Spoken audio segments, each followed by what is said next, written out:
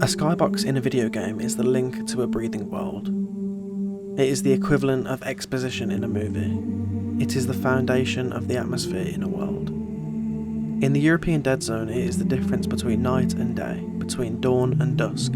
It cycles back and forth and sheds a new light on each area so that experiences are different each and every time you travel there. At times you get a glimpse of the sun peeking through the clouds and reflecting on the waters. At other times, the world may seem like dread has breathed upon it. It is here where the foundations of the world building begin. When watching live theatre, there is often a backdrop to give a sense of atmosphere. But if you strip away that backdrop, all that remains is the stage the actors perform on. The context is missing. Imagine a landscape in Destiny with no skybox. It would be barren and meaningless. But if you bring back those elements, the playable area we reside within is given context. It is with this context that the world inside is not just a stage, but a living and breathing environment.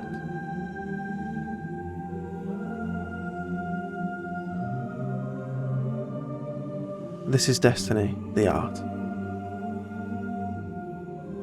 Skyboxes.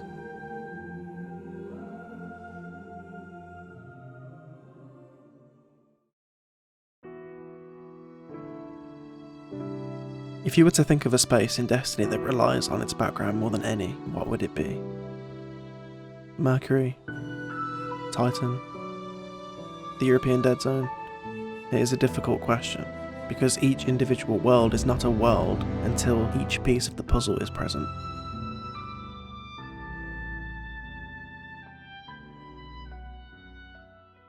Imagine the fight with Gaul without the Cage Traveller being behind him.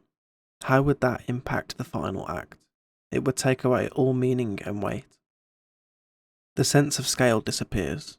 Our actions mean less. But if you were to restore the context, it is as though a minimalist theatre performance is lunged into reality.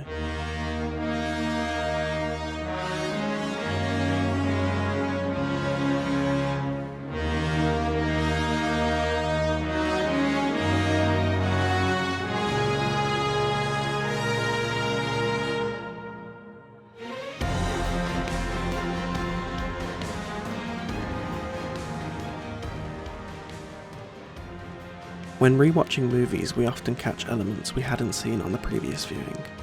There may be something happening in the background that we never thought to look for on our first viewing. We often do this when rewatching because we have already experienced the main focus of the movie, and our eyes begin to wander to the scenery and to the background. In linear story single-player video games, we often do not repeat missions, so the subtle background elements are not as fleshed out. However, in a game like Destiny, because Bungie's aim is to make fun, repeatable content, they intentionally make the skyboxes interesting to look at. That's an area that we want to make the world better. We want to make the worlds of Destiny much more dynamic and ever-changing. Worlds, more like worlds. And that, I mean, that's a limitation that we totally look forward to breaking through.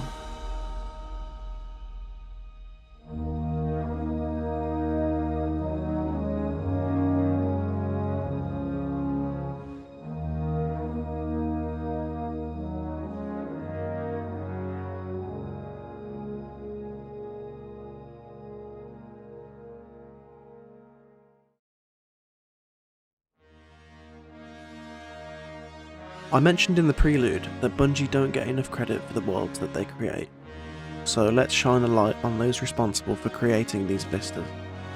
In an article posted on Bungie.net on August 7th, 2014, community manager Deej wrote The Skywriters of Destiny.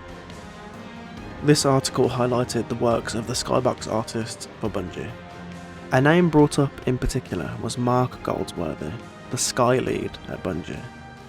He notes in the article that the term skybox is a misnomer. Sky art at Bungie includes the sky, mountains, epic vistas stretching before you, everything from underground caverns to planets in space, and more. This is what he means as a misnomer. It's not just the sky, it's everything that makes the atmosphere. While skyboxes are not the only factor of game design, it is one of the most impressive. So in the description I have left Mark Goldsworthy's ArtStation portfolio, as it would be a shame for him to not be acknowledged for his work. And whilst this is only part 1 of the series, skyboxes will remain one of the essentials to Bungie's world creation, as I delve deeper into what makes Destiny's art unique. This is Lannon. Thanks for watching.